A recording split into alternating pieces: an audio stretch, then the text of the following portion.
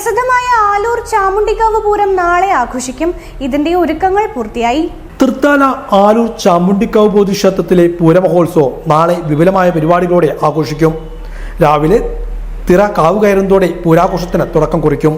തുടർന്ന് അഷ്ടപതി, വിത്തും കൊട്ടയും സമർപ്പണം എന്നിവയും ഉണ്ടായിരിക്കും.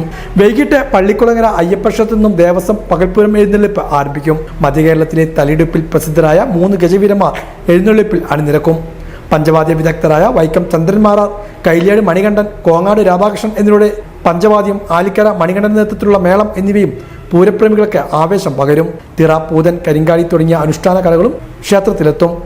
വർണ്ണാഭമായ വേഷക്കാഴ്ചകൾ, നാടൻ കലാവരവുകൾ, ദീപാലങ്കാരം, നാദസ്വര കച്ചേരി, ഡബിൾ തായമ്പക എന്നിവയും ആഘോഷത്തിന് പൊലിമയേകും. എല്ലാ ഒരുക്കങ്ങളും പൂർത്തിയായതായി ഭാരവാഹികൾ പറഞ്ഞു.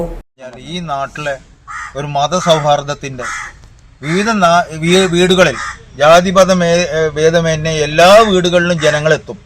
മുസ്ലിം വീടായാലും ഏത് വീടായാലും ഹിന്ദുക്കളുടെ ഓരോരുത്തരുടെയും വീട്ടിലും വിവിധ വിരുന്നുകാരെത്തി തലേ ദിവസം തന്നെ വന്ന് ഇവിടെ താമസിച്ച് ഈ ഉത്സവത്തിൽ പങ്കെടുക്കും. അങ്ങനെ പ്രത്യേകതയുള്ളൂ. ഈ നാടിന്റെ ഒരു മതസൗഹാർദ്ദത്തിന്റെ, മതനിരപേക്ഷയുടെ ഒരു പ്രതീകം കൂടിയാണ് ഈ ചാമുണ്ണി. ഈ ചാമുണ്ണിക്കാവ് അമ്പലത്തിൽ മുസ്ലിങ്ങൾക്കൊക്കെ വലിയ വിശ്വാസമാണ്. അവർ ആദ്യം മുതൽക്കേ അങ്ങനെയാണ്. കുറേ കാലം മുതൽക്ക് തന്നെ അവർക്കൊക്കെ ഈ അമ്പലത്തിലേക്ക് എല്ലാവർക്കും അവരൊക്കെ ഈ ആഘോഷത്തിൽ വളരെയധികം സന്തോഷത്തോടുകൂടി പങ്കെടുക്കുക ചെയ്യുന്നുണ്ട്.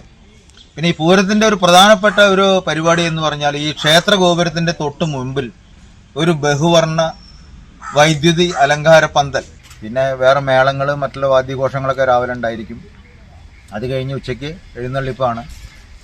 ഇവിടെ ഉച്ചഭക്ഷണത്തിന് ശേഷം അമ്പലത്തിൽ ഉച്ചഭക്ഷണം ഏർപ്പാടാക്കിയിട്ടുണ്ട്. ഉച്ചഭക്ഷണത്തിന് ശേഷം ദേവസ്വം വക 3 ആനകളെ ഈ ക്ഷേത്രത്തിന്റെ കീഴടമായിട്ടുള്ള പള്ളിക്കുളങ്ങര ക്ഷേത്രത്തിലേക്ക് എഴുന്നള്ളിച്ചുകൊണ്ട് അവിടെ നിന്നും മേജർ പഞ്ചവാദ്യ സെറ്റിന്റെ വക പഞ്ചവാദ്യത്തോടു കൂടി അമ്പലത്തിലേക്ക് എഴുന്നള്ളിക്കുകയാണ്. 3 ആനപ്പൂരം. തലയെടുപ്പുള്ള 3 ഗജവീരന്മാരോടുകൂടി പഞ്ചവാദ്യം ക്ഷേത്രത്തിലേക്ക് എഴുന്നള്ളിപ്പാണ്.